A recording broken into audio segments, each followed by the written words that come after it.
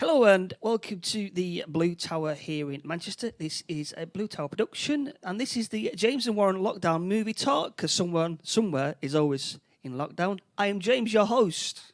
And I'm Warren, his co-host, and we're back again for another podcast. This is like 3 in a row. We're done now. 3 in a row.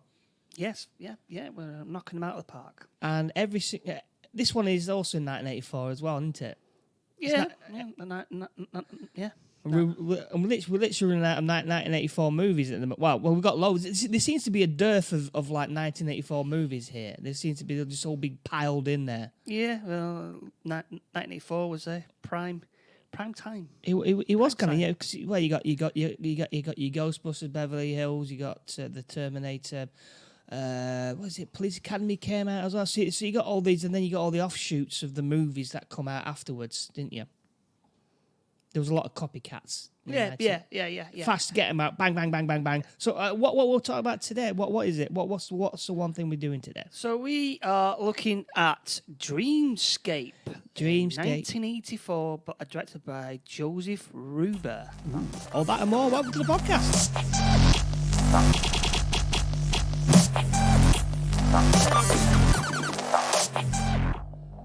Yes, so today we are looking at the 1984 Dreamcast. We've also got Warren's Don't Quote Me on this, and my game show that's sweeping the nation, whose synopsis is anyway. Also some recommendations as well. All right, yeah. I don't think I've got any. I'll have to think about that. Who's Joseph Ruben? Is he a big director? What's he done? I don't know. I didn't really look into him. Oh, right, okay. I thought it was special, the way you said it. No, just Joseph Ruben. Just Joseph. I'm just having a look now. Just Joey Ruben. His highest rating was True Believer, 1989. It got 95% Rotten Tomatoes. And then the lowest one was Ottoman Lieutenant in 2017. He got 19% Rotten Tomatoes. He's done quite a lot, actually. His stepfather, groom, nothing really. So what's the synopsis of Dreamscape? Nothing I can see. Hang on a minute, I'll just have a look. I mean, he's got nothing else. I don't know. Yeah, okay, right. Yeah. We've got to carry on, haven't we? Right, yeah. The synopsis on this Dreamscape is okay. Here we go. So, okay, selfish teen Alex Gardner. Now, selfish teen. What? Yeah, that's what I mean. That's what I thought as soon as I saw it. Selfish teen Alex Gardner. Dennis Quaid. By the way, yeah, Dennis Quaid's in this. Forgot to mention. Yeah, Dennis Quaid. One of his earliest ones, I think. Is coerced into joining a government project in which psychics like him are trained to enter others' dreams.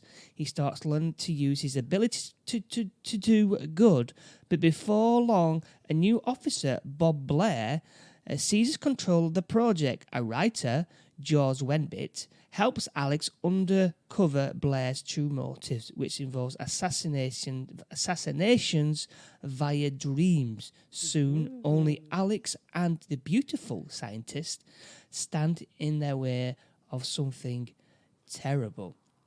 And that was the any tagline? No, I can't see anything on the official. No, it doesn't say anything. The poster's pretty good. They're very 80s movie poster. Yeah, when I saw it, it reminded me of Indiana Jones. Yeah, exactly. Like in the when he's what is it? It's the Lost Crusade? No, not the Lost Crusade. The what would it be when he went the second one? Temple of Doom. Yeah, Temple of Doom. Yeah, it's very Indiana Jonesy movie. But anyway, yeah. So it's Dennis Quaid as Alex Gardner. We've got Max von Schneider as Dr. Paul Noftana. So I've just found the actual thing here. Do you want the tagline? Yeah, go on. Close your eyes and the adventure begins. Woohoo! Yeah, so that was the official tagline. The adventure begins. Yes, we've got Max von Schneider. as Dr. Paul Nofutana. I hope I'm saying that right. Nakatutu. Nofutana. Kate Capshaw, who's very beautiful, by the way, very, very beautiful, as Jane DeVries, and David Patrick Kelly as Tommy Glatzman. And we've also got, I can't remember his name now, but he's the Bob. He's Bob, this sinister government type. So we are the first scene is like a weird sort of dreamscape place. You can see the twin towers in the background, orange, Oh, really? an orange sky. Yeah, I take it you didn't see that. No, I was making my tea at the time. I missed it. So, well, this is right. Okay, so in the background you can see the twin towers. It's orange landscape skyline, and there's a woman running for her life, just screaming away. Then all of a sudden, in the background, there's a massive explosion, and mushroom goes up, and she's screaming, and she gets obliterated by this cloud, and then all of a sudden, this guy wakes up in bed sweating. It's been a nightmare, and a door opens up, creaks open, and a man in a suit and tie goes, "Are you okay?" And this person goes, "Yeah, just another nightmare, And you're wondering, who's this guy? Was someone outside his bedroom? And he goes, "Do you want your physician?" And he goes, "No, I'm okay." And then he drops in, "Good night, Mr. President." Ooh. Wow. Shades of Watergate, everyone. Shades of Watergate. Indeed. So this sets it up. He's got sleep apnea. Then would this be sleep apnea? No, that's with trouble breathing when you sleep. So right. He's got the nightmare issues. So, and then we cut to three people in a room, and this is Dr. Paul, as I'm going to call him because I can't say his last name. Dr. Paul, Jane, and Bob, and they're discussing someone called Alex, and they're saying, "We want this person. He had extraordinary abilities. He's telekinetic, telekinetic,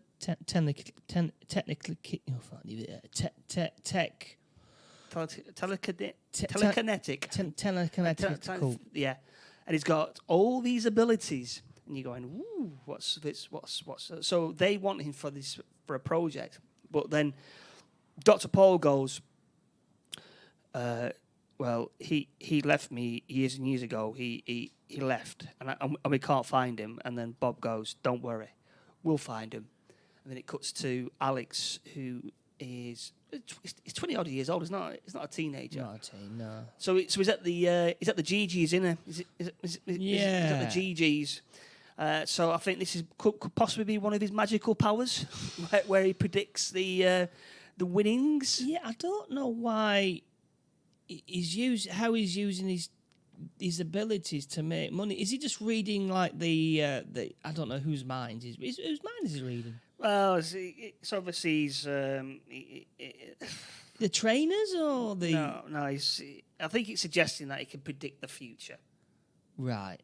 So this is potentially one of his powers. However, they can't say that because obviously, if you could predict the future, then he wouldn't get into so many scrapes, and he'd be able to tell the president before he even got there, "Listen, they've got plans for you, and they're not good plans." Yeah. So it's kind of a vague sort of powers he's got.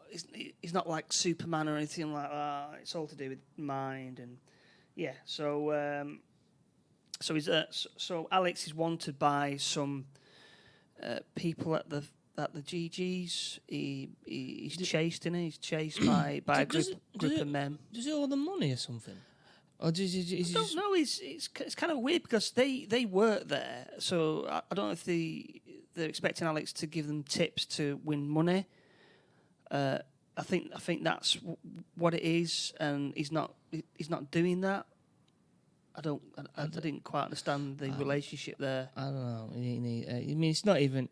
I guess it's the place where it is used later on in the movie. Yeah. That's about it, really. Yeah. There's just no point of him being there. But I guess it just sets him as a gambler. So, that was it, because he's a gambler and he owes the RAS the tax. He owes tax, doesn't he? No. Well, he owes tax, but I mean, he wasn't declaring the winnings. What is he? That's the point. He was just winning. He was just winning. He wasn't declaring it, and then So Dr. Paul has obviously dropped in saying, "Listen, we're gonna the IRS are very interested in your you haven't declared this money." So, but yeah, he was just using his money using his powers to make a living. Mm-hmm. And that's it. So he managed to escape through all sort of shenanigans, and he then goes back to his very 80s residence flat, very 80s artwork on the wall, and he picks up the saxophone, which again is very 80s. He starts playing his saxophone. So I'm thinking, oh God, this whole movie now is going to be full of saxophones. Saxophones, but no, it wasn't. But it did have like the electronic music, synth music. Always has that. Always throughout it. So eventually, he's then found by Bob's goons, and they say, "Listen, we want you for a college wants you to go to the college, and they want you to help them." And he's like, "No, I don't want to go. And eventually gets there done. He goes to this college, meets up with Jane, who is obviously a big attraction, and she's like showing him around this college, and like there's massive signs saying private restricted. In there, private restricted, and it's all very secret. And these, I mean, Kate Capsule, she's quite famous back in the day, wasn't she? Oh yeah. I mean, it says here, talking of Temple of Doom, she was in Temple of Doom, apparently. Yeah, she was. So it's a callback maybe to that. I just read it on Rotten Tomatoes. That was the highest one, 84%. Yeah. So then. So she then leaves Alex because one of the colleagues says, "Oh, I need to speak to you." So after dragging him there, and obviously don't want to be there, and it's obviously a very secretive place. So she just leaves him. Yeah, just leaves him to snoop around. I mean, Alex does snoop around a lot, doesn't he? He does like to snoop. Yeah, he does. He's a kind of guy who doesn't take bullshit, and he doesn't care about the rules. That's kind of the impressions. But he's a likable character. I quite like him. He's a cheeky chappy. He's a cheeky chappy. He bends the rules, but no one cares. He's like he's a geezer. Yeah, he's a geezer. So he goes into a restricted area. And he finds... Where's the goddamn security guard? Yeah, he was there when he went past. Then he goes off for a fag break or something. Yeah, there's no cameras or anything like that. No. So unless they just wanted him to find it, I don't know. And he finds a room which is all scientific, all lights and knobs and things. And then all of a sudden, I was very impressed with that room. That was high budget. Yeah, it was. And Dr. Paul creeps up on him and goes, "Hello, Alex." And Alex goes, hello. Yes. And you're late. 13 years late. Yeah. Now so Alex goes, who's your interior decorator? Darth Vader. Oh. Now. Oh. So I was like, I'm going to say it. But then I realised that Dr. Paul was in The Force Awakens. Was he? Yes. What did he do? He was the guy with the map for Luke. All right. So this film was doing Easter eggs. Right. For a future film, everyone. Yeah. That how meta is that? This came out in 1984. When did Star Wars come out? 1977. Well, 77, wasn't it? Yeah, Must have been a cult classic by then, really. Yeah, because it was all space age, wasn't it? This thing. So, Dr. Paul then tells Alex about this big master plan of helping people who are suffering with issues by entering the dreams. This is very Inception-y typey idea, isn't it? Yeah. Very Inception. Yeah. Inception idea. So they were going into people's dreams. Dennis Quaid likes getting to people, doesn't he? Because he did Inner Space as well, didn't he? Oh, yeah. He did that in 1980. I think 1986. I think. He was a big, massive 80s guy. Yeah. He's still about. He's still doing bits, isn't he? He's still going. Yeah. He's all over the place. He's that guy. I was going to say then. So he takes him to a bar and discusses all this about what his plans are and what he wants to do and how he wants Alex to join him. And obviously Alex is like going, no, I've got no interest in this whatsoever. And then he says, sleep on it next day. And then next day he's still like, no, not interested. And then. But hang on a minute. In the bar, we see someone in the bar in the background. Yeah, so in the bar scene, our old friend Norm from Cheers, George Wendit. Yes, is hovering in the background, and you're like going, Norm, what's Norm doing in the bar? Well, what won't he not be doing in the bar? Yeah, asking what's pouring. Yeah. Yes. So was it? Is it? Yeah. So you see him. So he's like, oh right, what's his story? So the next day, Alex is then basically blackmailed into joining this. Yes, he says, if you don't join us, I think the taxman will be very interested in your winnings. You bastard. Yeah. So he's got him. There's no way. No, I'm not doing it. Yeah. And then it's a hard cut to him actually on the machines, isn't it? Well, he's got doing this red thing, red, green. Yeah, red, green. So what card am I holding? He's flirting away with Jane. And he's just laughing and joking with her, so there's a bit of a romance there. And is that when? So he's then introduced to Tommy, the other guy, into this other yeah, psychic. the evil guy. So Tommy, the evil guy, the evil psychic, he's obviously got issues because he goes into his room, doesn't he, Tommy? Yeah. And starts playing his saxophone. There's no personal space in Tommy's world. He's like straight in there. And he's wearing Alex's jacket as well. And he goes, acting like the big man on the campus. So you think you're the man, but I'm the bigger man. I can do stuff better than you. Yeah. We also see one of the other psychics lose their minds when a little boy called what was he called? I think it was Bobby. Bobby, no, something like that. Actually, no, he's not called. Oh, no, hang on a minute. What was he called? Yeah. So this young kid is having nightmares.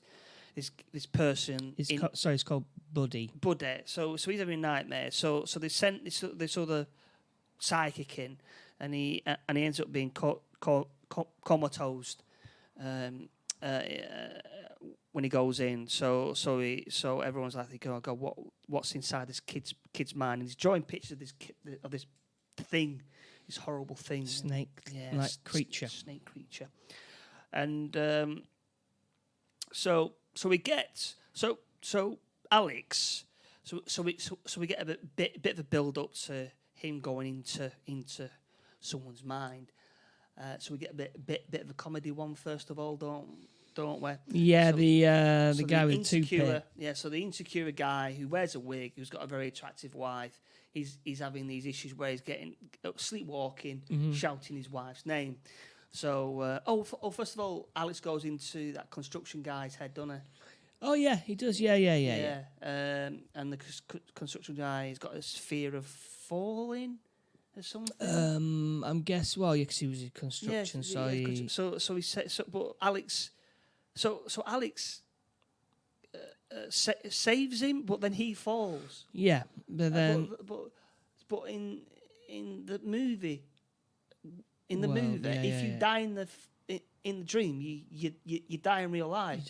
Yeah. But Alex fell off the building. Yeah. And well, it was quite a long way down, so Yeah. I'm assuming he died. But he didn't die. No. So it's a bit confusing. That I didn't quite understand why he didn't die. Maybe because throughout the film it says if you die in there, you die out here. I don't know, because if you wake up, well, in a dream, if you're dreaming, if you wake up before you hit the ground, maybe. I don't know. Possibly. It is confusing. Maybe if you actually stab a person or if you actually kill someone, you then.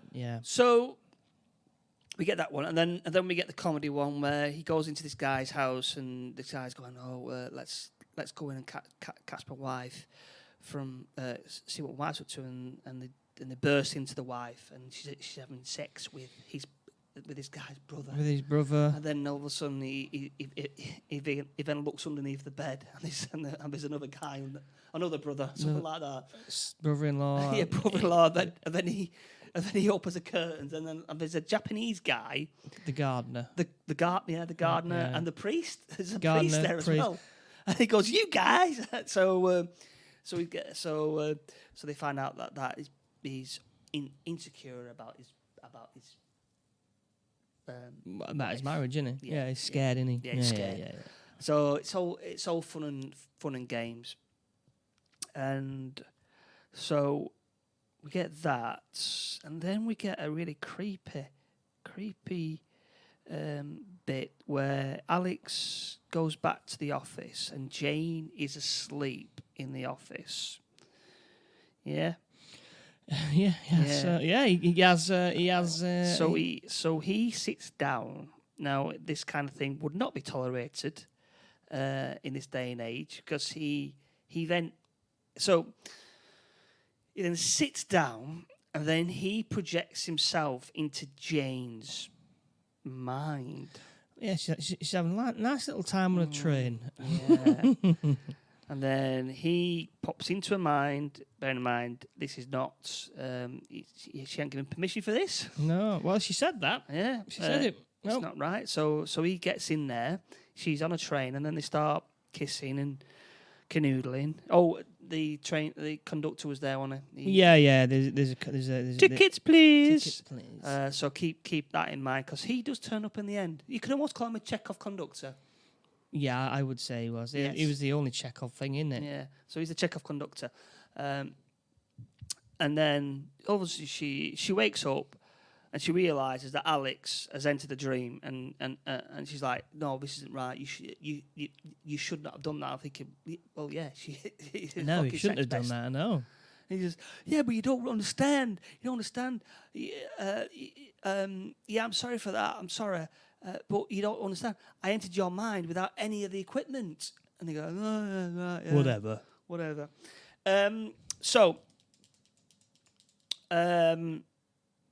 Norm has contacted Alex. Mm-hmm. And he says, listen, there's something going on. He's a thriller writer, and he's some kind of thriller writer. He's a writer, He's a writer. And he goes, listen, there's something not right about this organisation that you were are part of. Bob, who is part of the government, is a very powerful man, and he's going to be and he's using you. He was very busy. But was our George during that period, 1984. He's always really busy. I looked him up. Yeah, he was a cheese guy, wasn't he? He was doing that. He was doing loads of films and whatnot. But he's only in it for like maybe 5 minutes, isn't he? Yeah, but it's a crucial part of it. Yes, he is. So he's a thrill. He warns him basically. I thought he was going to be a baddie, but he wasn't. He was a goodie. So he gets warned.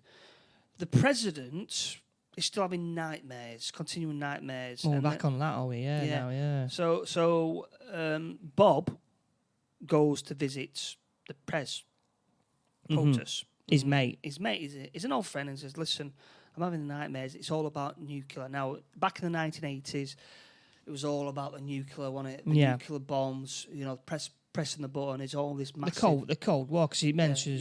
Because the president, he even mentions Russia. Yeah. He's thinking of, like, just completely getting rid of... So he's got this idea of going to Geneva and declaring that the USA are going to disarm. Yeah. And Bob's like... Yeah, so Bob's not happy about he doesn't this. like this at all. So Bob's like, well, just hang on a sec, Prez. Let's just calm it down a little calm bit. it down, and we'll try and help you. We've got this thing, I've got this thing, and we'll try and help you. Yeah. Yes. With your dreams, but he is very adamant, isn't he? Yeah, for your dreams. Yeah. He says, I want to stop nuclear war. And he goes, right, okay. It's a good thing, but like you say, that Bob doesn't seem to think that way, does he? I don't know why. He's not a happy. He's not happy at all. Bobby's not a happy chappy. So we get. So Alex, like I said, he's a very busy guy. He likes to snoop a lot, and before Google, you couldn't find out anything about anyone unless the details were in a file, locked in a file. In an office, in a filing cabinet. So armed with what Norm has told him, he then goes into an office and researches Tommy's file. Tommy's file. So he gets it open. It's in a manila file. Oh, Tommy. What have you Tommy, done? believe it or not, Tommy. killed his own father. Mm-hmm. He admitted it in his dream. He said, didn't he? He said he killed his own father in a dream. All right, I didn't realise that. Yeah. Self-confessed psychic stated that he killed his father in a dream. But the thing is, didn't the father have like 2 bullet holes or something? Yeah, but again, if you die in your dream, you die in real life. So we got this utter nutter Tommy. I'm going to say no, because that was after Tommy had killed that old woman. Ah, yeah, he does a practice run. Yeah. So that piqued Alex's interest, and I like the canteen scene where Tommy is after killing that woman, he's eating his big sandwich, and Alex is like, you killed this woman, died in it, and he's just eating his sandwich. Yeah, I'm. As you can see, I'm really, I'm really gutted about that. You eating a big sandwiches? Yeah, I just eat to forget. Just like Tommy's a cool character. He's playing his cards close to his chest. So he finds out that Tommy's a killer, and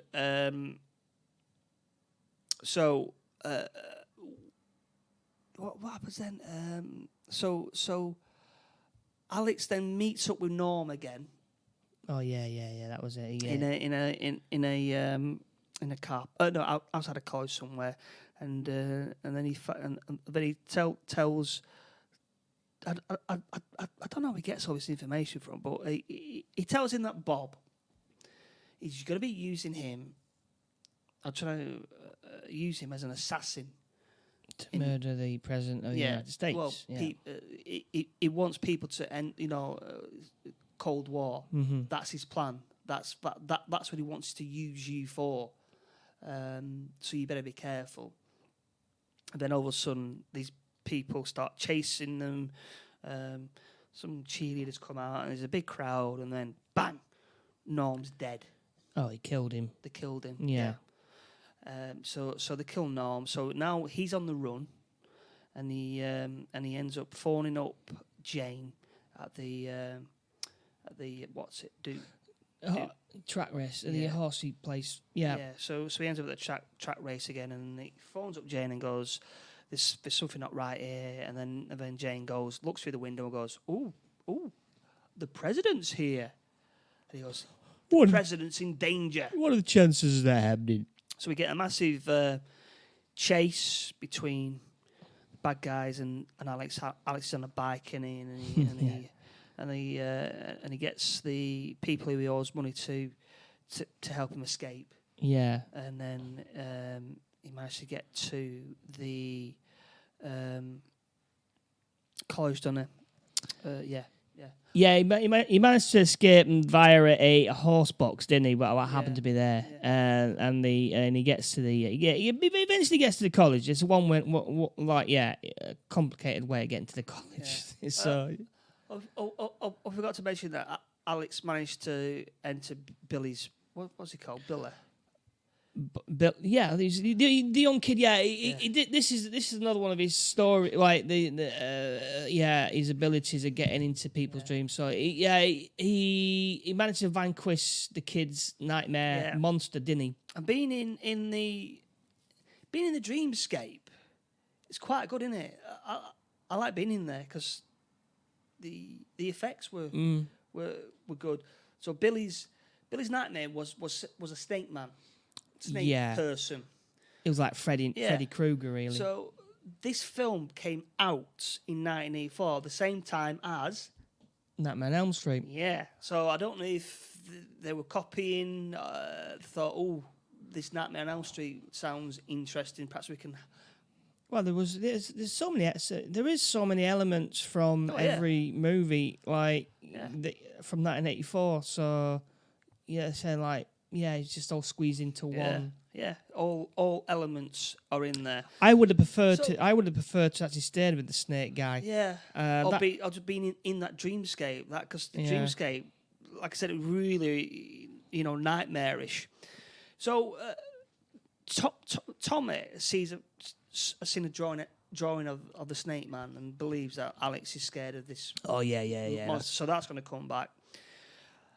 Right, so we get a scene where Bob is now with Tommy, and Tommy and Bob are discussing about the president and how he wants to use Tommy for a better purpose. And he says, right, I want you to go into the president's mind and kill him. Yeah. Kill the president. Because he doesn't want to have nuclear. He wants to. He doesn't want the USA not to have nuclear weapons. Disarmed because he thinks it is a weakness. A weakness, yeah. And on the walls, plastered all over the walls, are Bruce Lee posters. Yeah, this is Tommy's room. Yeah, this is Tommy's room. So we obviously like Bruce Lee.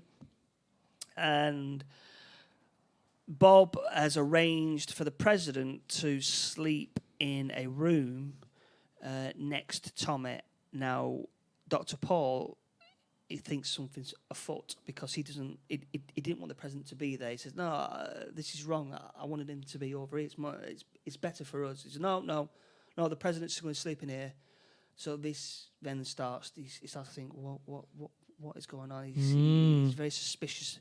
Very suspicious of him. Very suspicious Activity going on, to the point where Dr. Paul is in his office and he gets some files and he starts to leave, doesn't he? Yeah. I don't really know. I don't know what. And then the other guy, Bob goes, says, "What are you doing?" "Oh, nothing. Nothing that concerns you." He says, "Everything concerns me. Everything concerns me." And then it cuts. And then we get Alex, who managed to get into college, meets up with Jane and goes, the president's here. And he goes, he's in danger. Yeah. I need to get there. I need to help him. So rather than go to one of the, I would imagine there'll be a lot of, not social service, secret service. Listen, FBI's, the president is in danger here. You need to help him. He then Jane's office is underneath the president, so Alex goes, right, I'm gonna get inside the president's head from down here, and they start running around. They get one of the Secret Service guys. No, it's one of Bob's goons in it, and at a car, and then Jane goes, Alex, come here, quick, and she's found the dead body of Dr. Paul. Oh, he did. He dead. So they find out which room he's in, and then he goes, "Oh yeah, my office is underneath that room, so we can go there." So Alex then goes into the room, and he projects himself into the president's mind. Finally. So we're in the dreamscape now. And like I said, the president's on this little tram thing. Like, you know, the ones in Chicago. Is it Chicago? Well, San Francisco. He's going through Washington D.C., isn't he? Yeah, but it's the Troy's like one of those San Francisco things. That one. So behind him, there's destruction of buildings, and obviously a nuclear bomb's gone off. So he's traveling through this, and Alex arrives and goes, "Hello, Mr. President. I'm here to save you." And he goes, "All right, okay." When he asks, "Who are you?" Yeah. He does. Who are you? He goes, "Well, I can't wake up. I can't wake up because they've given me some sleeping pills." So, and he goes, "Oh God, we're gonna ride this one out then." And then Tommy appears. Hiya. He goes, "Yes, I'll kill two for the price of one." So he goes, "You can do anything in here, Alex. Anything at all." So they start chasing, and then they get pestered by people who've got damage from the nuclear blast. Yeah. I said, it's awesome that being in this world. I would have preferred to be in that world for half the movie. Mm-hmm. You know, with the president. You know, but it never happened. But yeah, it's you got devil dogs. You got the victims of the nuclear explosion. Yeah. A nightmarish place. So they're running through. Tommy then goes doesn't turn into Bruce Lee, but he starts doing all this he's got these nunchucks. He's got the. He reveals that he can do anything. Yeah, he can do anything. He can do anything. Yeah, do anything, be anything you want to be. So he's trying to kill the president, and then he turns into the snake person, doesn't he? Turns into snake person and bites Alex on his shoulder, and he collapses, and then Alex heals himself. He heals himself, and then then he changes into Tommy's father. Yeah, because he saw a photo of him, so. and he goes, Tommy, and why did you kill me? I loved you. Yeah, So he goes, I loved you, Tommy, and Tommy turns around and goes, Father, and then he was in this really weird half snake, half man thing, wasn't he? Yeah, that was really weird. He must have spent a lot of time in makeup for that one. Yeah, that's for sure. And then he goes, "Go on, do it, Mr. President." And the president then stabs him from behind, and then it cuts to Tommy on the bed, and he's like, and he dies. He dead. So the Prez wakes up alive, gets his clothes on, and then he meets Bob out in the corridor, and he goes, "Stay away from me, Bob. Stay away from me. I don't want anything to do with you." And then promptly totters off. I was like, well. I think he did, the president didn't want to say, "Oh, you can get into my mind by my dreams," because that he'd just sound mad. And like then they would say, "Oh right, he's clearly mad. He can't run the I suppose that bit. So that all right. And then Alex runs out with Jane, and the president gets out and goes, "Oh, you saved my life," and Alex goes, quite rightly goes, "Yeah, but Bob's going to be after me now. He's going to be after me." What? Yeah. And the president goes, "Well, I can always give you some of my mentor look after you." I would think, yeah, go on then. I'll be like, "Oh, all right, yeah, okay, yeah." He didn't get any reward. I'd be like, "Well, can you give me some money for saving your life?" Yeah. Perhaps?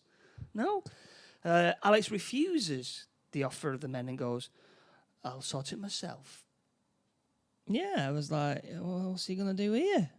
Well, what does he do here? So he cut to Bob, who he's walking along a corridor in an office, quite happy walking along, and then he goes to a lift, and the lift opens up, and what do you know? Alex is there, and Hiya. hello, and Bob goes, "How did you get in here?" He goes, Wouldn't you like to know? "Yeah," and then was it? I can't remember. Does he?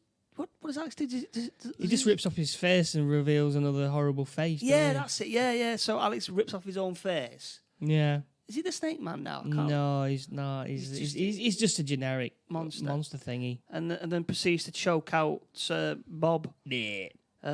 So then it cuts to Bob in bed with his wife, and he's dead. He dead as well. He dead. So Alex sorted out that, and then next scene it is Alex and Jane. Yeah, love of his life. Yeah, and so they're out. So they're going to the train, aren't they? And then Jane goes, "You look a bit tired, Alex." And he goes, "Yeah, I'm a bit tired." So obviously he dispatched Bob, but she doesn't know this. No. Then they get on the train. They get on the train, don't they? Yeah, they get on the train. Yeah, Get on the train, and I've not been on a train for years. She says. Oh, have you not? yeah. So they're on a little cabin, and before they go, there's a knock on the door, and it opens up, and the conductor's there, and the conductor is from Jane's dream, and he goes, "Tickets, please," and they both look at each other, look at him, and they go. And then the train. At that point, I thought there'd be some sinister music going in there. Well, I thought this. And then it would be cut back and they'd be, Dead. well, not dead, but maybe in a dream-like thing. And something's going to go on, but apparently not, no. Yeah, I thought, oh, is this another trick ending here? Is this going to be, are they trapped in a hellish nightmare? Yeah. But no, it's just that our Chekhov conductor was just nothing. You were just Nothing. there. It was random. Which is a bit of a shame, really, because I was expecting a bit of a twist and Rooney. No, there was literally nothing, Nothing there at all. nothing. So yeah, and that was the end of the movie. That was it. Yeah. So like I said, a very 80s movie. This very, very, and like I said, it's gonna very Nightmare on Elm Street vibes about it. Yeah, Nightmare on Elm Street. Maybe some other movies that I can't even think at the moment. But it was all like maybe a hodgepodge of things. Nightmare on Elm Street, Inner Space, maybe. Yeah, the threat of nuclear war. Red Dawn. Yeah, that was it. Government conspiracy theories. It was all crammed in there. Like I said, I would have liked to have perhaps have gone into the dreamscape a little bit more. Yeah. Because like I said, that's when the movie really peaked. Yeah. Peaked for me. And you had Norm in there, which was nice. It was very nice, very nice. Well, the budget was $6 million, and in the box office it made $12.1 million. Now, the most interesting thing about this movie, and this is interesting. This is now it came out as a PG-13. Yeah. Now, this is interesting because this is the second movie to come out. It was the second movie to come out as PG-13 because it was a new one. This one. The first one was what was it now? Was I think Red Dawn? Yeah, Red Dawn. That was the very first movie to come out as PG-13, and this was the second one to come out as PG-13. That was a new one, new rating. Yeah. PG-13. So that's one of kind of the most interesting ones about this film. Interesting fact about the film, and that's really about it, really. Because what is it? The main guy, Dennis Quaid, he went on to do, I think, Inner Space, and many more things. He became quite a big actor, didn't he? Yes. Yeah. I mean, a lot of them. There was a lot. There was a lot of characters in there. A lot of actors who went on to bigger, better things. Yeah. There was loads of known. Max von Sydow. He was a big character actor. Christopher Plummer. He who played Bob Blair. He was in like loads of films, wasn't he? Yeah. And Kate Capshaw, she was big in the 80s as well. That's about it, really. I can't even. I always ask you, like, when did it first come out in streaming? When did it come out first time in streaming? God. I've not seen it before, so I reckon it's probably quite recent. I'm going to go for 2019. No, January 1st, 2005. Was it? Yeah, 2000. Streaming? Streaming. It released it streaming 2005. All right, okay. That came out. There was no sequels or sequels of it. It just ended. That was it, really. And it got on the reviewers. It got 77% in reviewers. All right, 77%. Which is a ripe tomato. So was it higher or lower for the audience score? Higher. No, it was not. It was. Do you want to know? Yeah, go on. 46%. Well, that's quite low, that. Still quite high. It's one of the highest ones we've got, really. That we reviewed. But yeah, there was nothing. There was no. There's nothing with it really. Never went on to anything else. But that's about it. So that's it. And should we do my quiz? Don't quote me on that. Yeah. Yes. Is it? Don't quote me on this. Yeah, don't quote me on this. Okay, here we go. Don't quote me on this.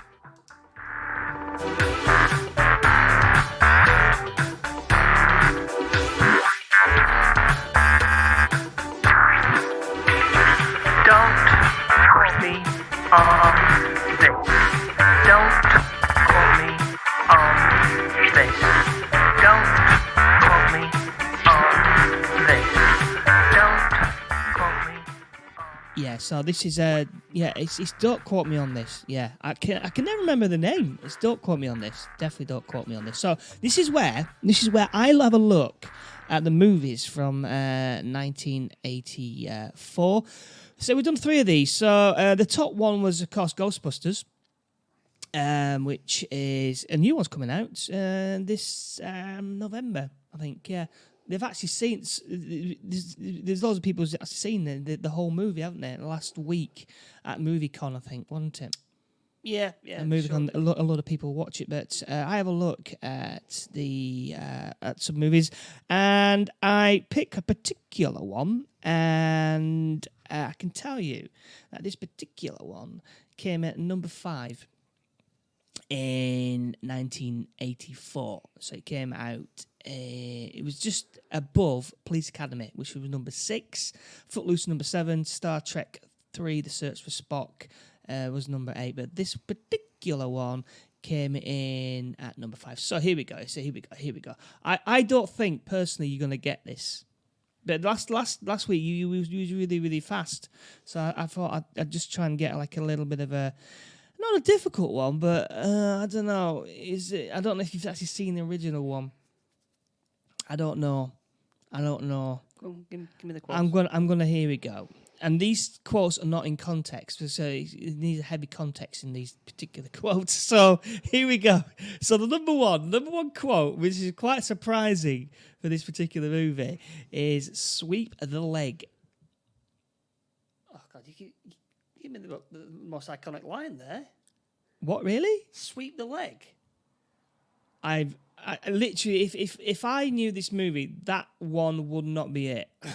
That's literally the most famous line in the whole movie. That. Really? It's the most famous line in the movie. That. Sweep the leg. Sweep the leg. Sweep the leg. No, that would not. No, would it? Yes, it is. Well, obviously, you must know what it is then. Yeah, it's cracking, isn't it? Oh God. sweep the leg. No. Have you never heard that? Never heard of that. If you came up to me and go, yeah, Warren, sweep the leg, I'd be like, what are you talking about? It's the most, it's the most iconic. Flipping heck. That's the most, that's why it's number one. What's the other quotes? Number 2, right? This was it. If you said to me, right, Karate Kid, what's the number one thing?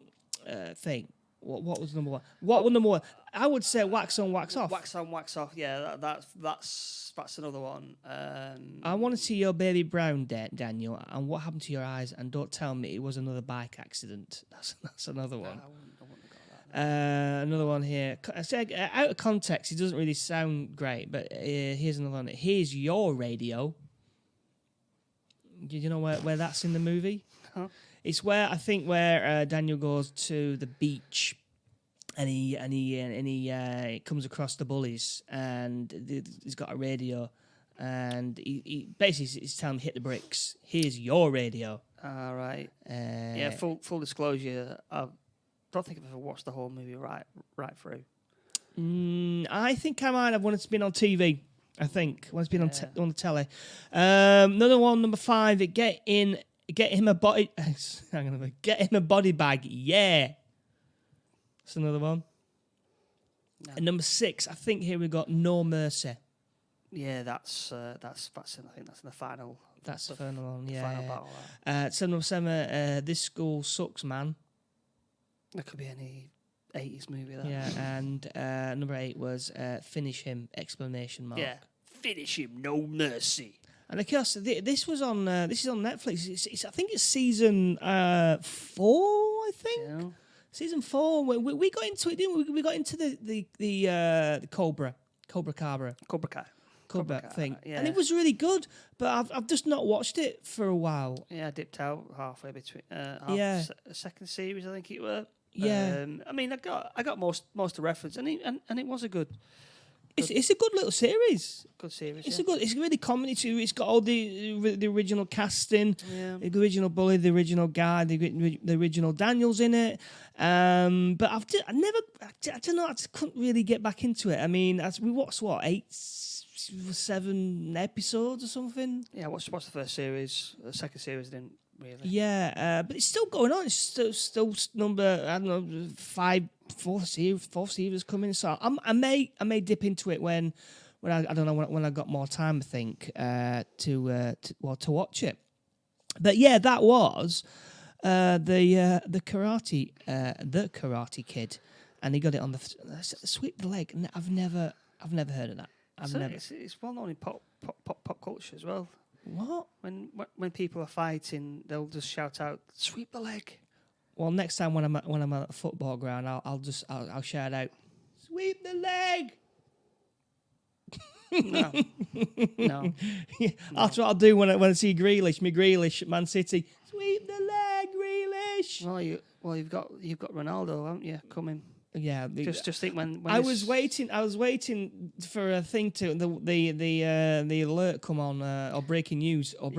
Yeah, we got Sky breaking news, and there's loads of rumours about Ronaldo coming to Manchester City. Yeah, which will be fascinating. But that was Karate Kid, and that was my very short little quiz.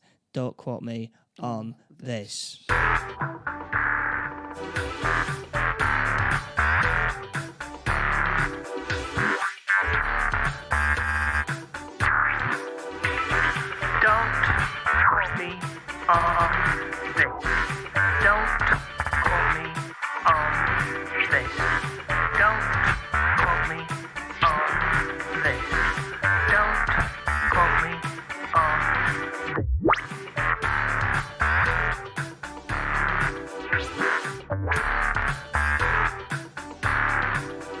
So yeah, it's time for yours one, isn't it? Your the game show that is sweeping the nation. Whose synopsis is it anyway? The game show that is sweeping the nation. Sweeping the nation. Whose synopsis is it anyway? Yeah, so Warren is using a book, VHS cover video cover art by Thomas Hodge. And in that book, he has compiled a 80s VHS cover art. Very impressive book as well. Highly recommend it. So Warren's going to read out the title. From this title, I've got to get the synopsis of that said movie. If I get it on the title, I get 3 points. If I don't get it, Warren will then read the tagline and I will get 2 points. If I don't get it from the tagline, then he will describe the cover art. Yeah, I'm going to guess you're never going to get this. This is going to be a toughie. Well, you said that about the quote, so go on. Never too young to die. Never too young to die, you say? Yeah. Never too young to die, never too young to die, never too young to die. Never too young to die. Now this is almost it's almost like sounds like a quote from the movie. It's like the good guy is like jumping out of a plane or something like that and shout, never too young to die as he's plummeted to earth. So I'm kind of thinking that's something like that. So I'm thinking like a good guy is up against some bad guys who are into drugs, and this one guy is trying to protect the town from these bad guys. I'm suspecting that the bad guys have done something to his family, significant other, and he's out for revenge. And at some point in the movie, he screams, "Never too young to die." I think that's 3 points in the bag there. Thank you very much. Yeah, you're all right with revenge and bad guys, but that's about it, really. Maybe go for you want the what is it the Tagline. The tagline.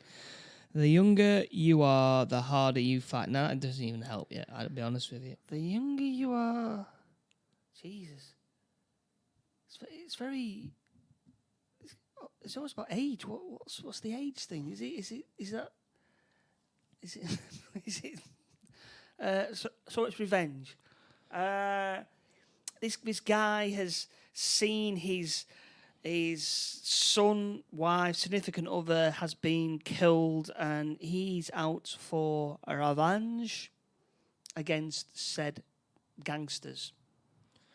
Yeah, yeah. I mean, I could give you that. I mean, you're never going to get the other lot, which is involved in all this shenanigans.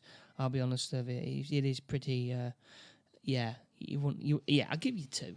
I'll give you two. Two in the bag. Let's go. What's the synopsis? Give us the synopsis. Christ alive! Here we go. And there's also some unexpected people in this as well. You'd be like, what? Really? Twice you'll do that, in fact. Okay, here we go. Like father, like son, it was in his blood. When Lance Stargrove, special agent father, is killed on a secret assignment, he finds his inheritance more than just a name. A hell of a lot more! Exclamation mark. Now Lance takes on a mission aided by Dijon, his father, exotic assistant. Revenge is the best weapon. Their lives are on the line as they take on Ragnar, the manic leader of a powerful death sect whose only aim is to pollute LA's water supply with a radioactive waste. Oh, classic. American Idols, John Stamos and Vanity, two of the sexiest and most dynamic stars of the screen today, feature alongside George Lazenby and the unique John Simmons in the exciting all-action motion picture. Remember, you're never too young to die. Wow. George Lazenby. Yeah. What's the year? 1987. When When did he do James Bond? Yeah, good question. I don't know. It was in and out, one and in, one in, one and in, and yeah. So yeah, that was it really. So it must have been quite in and out kind of in the film, because he's not featured. He's not featured on the cover art. I mean, the cover art's really, it's very James Bondy. He's got like helicopters. He's got a flamethrower. The main guy's got like, he's in his jeans and he's carrying an AK-47. Yeah. It was 1969. Oh really? Oh, okay. Yeah, so it was some years after he played James. Right. Was Oh. it English? That can't be right. 1969. Is that right? Might be. Yeah. Yeah, 1969. 1960. It was just one in, one out, one in, that guy. So yeah. So you got 2 points from that. Was it known by anything else? Was it known by anything No, else? that was it. Was the cover? So the cover art. Sorry, it was like a bit of a James Bond sort of theme, was it? Yeah, it was drawn by. It was drawn by. Oh, artist wasn't available. Yeah, that was. Yeah, so. That is very. Yeah, if you see any Bond, James Bond, especially in the 1980s, it's kind of like that, basically. Oh, you can just go online and have a look. But that was it. That was your. Whose synopsis is it anyway? Yeah. The game show that is sweeping the nation. Sweeping the nation. Whose synopsis is it anyway? Sweeping the nation. Yeah. So we're coming to the end of the podcast now, and we've got recommendations of the week. Start off with James. So what we got? What we got? Well, I found a film called Martyrs, a horror film that was out in 2008. I saw some YouTuber talk about it. He said it was quite horrific, and I watched it, and it's very, very unsettling, and it's got a bit of a twist in it, and a very ambiguous ending. What's it on? It's on Amazon. You've got to buy it. Right. It's about £2. Martyrs. It starts off as a revenge film, and then it turns into something else completely different. It's very unsettling film. If you're not for the faint-hearted, and like I said, there's a twist in the movie, and then at the end, When did it come out? 2008. 2008. 2008. Like I said, it's not for the faint-hearted. And it reminded me of a Japanese movie. It's got a vibe about it. I mean, one of the main actors is Japanese. I mean, it's an American-made film, but it's very. Like I said, it starts off as a revenge film, and then it goes into a totally different avenue. And if you're gonna watch it, I suggest you watch it because it's there. It's gruesome. All right. Okay. Very gruesome. Well, then like I said, it swaps over, and the ending you're going like, well, what? This person says something, but you can't hear it. So it's one of those things that, well, what did this person say that made this other person do this? Mm-hmm. And if I remember the quote, this woman in a bathroom, she's getting ready, and someone knocks on the door. Are you in there? And he goes, yes, I'm in here. Yeah, they're all waiting for you. And she goes, what's she saying now? Have you always wondered what death? What was after death? And he goes, yeah, well, yeah. He says, oh, right. Perhaps you better off not knowing or something like that. And then something happens, but yeah, it's really like I said, it's a hard watch. It's a hard watch. Oh. Not for a bad thing, but it's gruesome. Oh, right, okay. Yeah. Right, and what's your second one? Second one is Sky Atlantic White Lotus. Have you seen that? Heard anything? Not a word. 6-part episode, all dropped last week. Very good, very very good.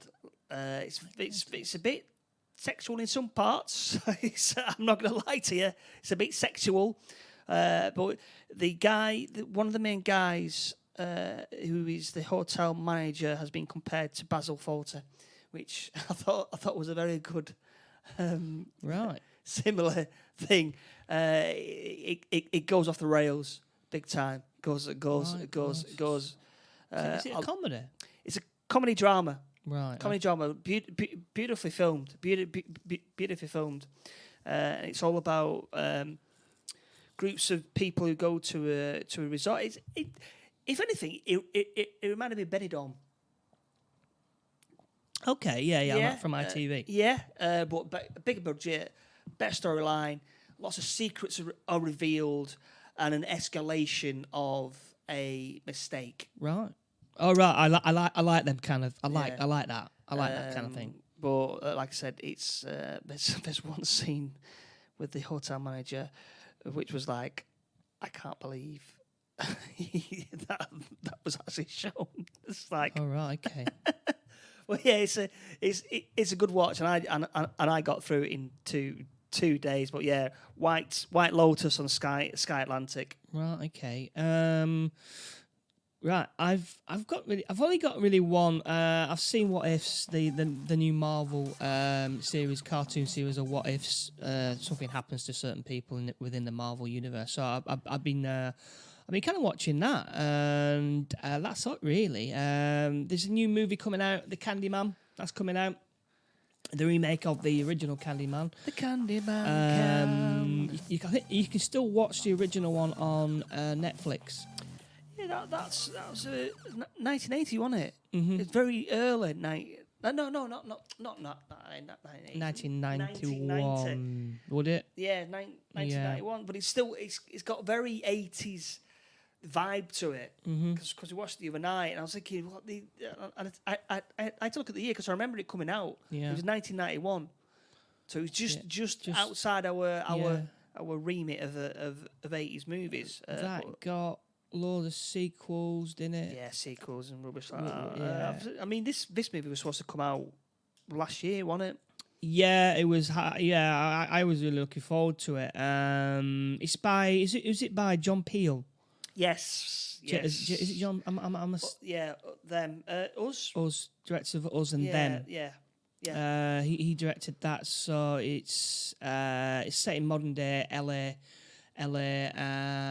It looks fascinating. It does. I mean, I would say it's given too much away in the trailers.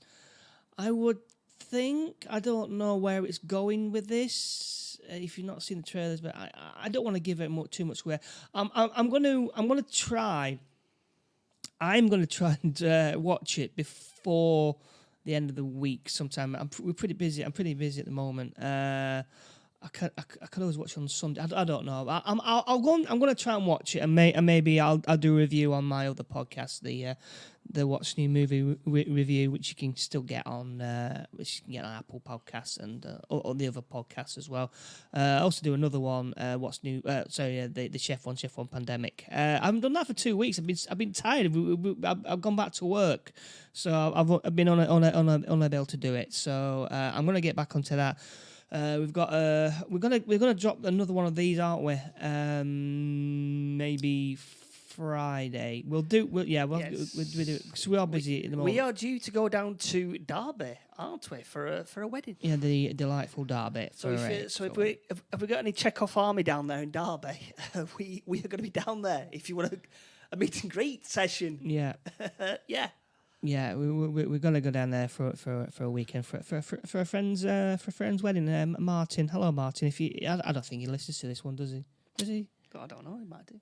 He might listen to it. So he might be a secret listener. Yeah. So speaking of listeners, I met one of our listeners. All right, Dave. Hooray, Dave. Hi, Dave. He enjoys it. Big Hi, shout out to Dave. He's got a big beard, big massive beard. Oh right, okay. Yeah, He's a beardy man, He's like a beady me. man. He's a beady man. Okay. Hi, Dave. Hi. Thanks for listening Yes. to the podcast. Yes. What's your second name? I don't want to reveal that. Just in case you don't want to be. All right. No, Okay. Right. All right. Keep it secret. But Dave, if you like this movie, if you like the podcast, please give it a 5-star review. Yes. Right now. Take it out your phone out your pocket. Yeah, and give it a 5-star review and give it write something about it. Say how great we are and blah blah blah. Generally speaking, it does help the podcast grow. We're not kidding about that. It does help us grow, and it kind of like helps us, helps us grow and encourage sponsors. Yeah, encourage sponsors. Because if they see how big we are, Mm-hmm.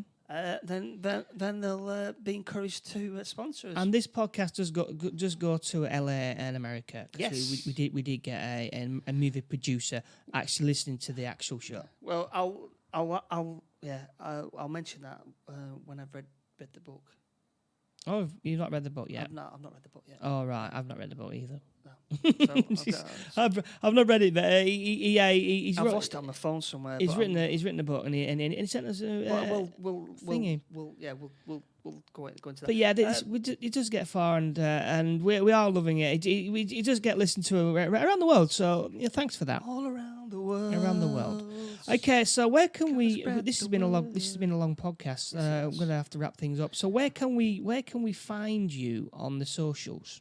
You can get me on at woodcop771, and you can email me at woodcop@bluetowermanchester.com. That's woodcop@bluetowermanchester.com, as well as Instagram, James Roberts Johnson.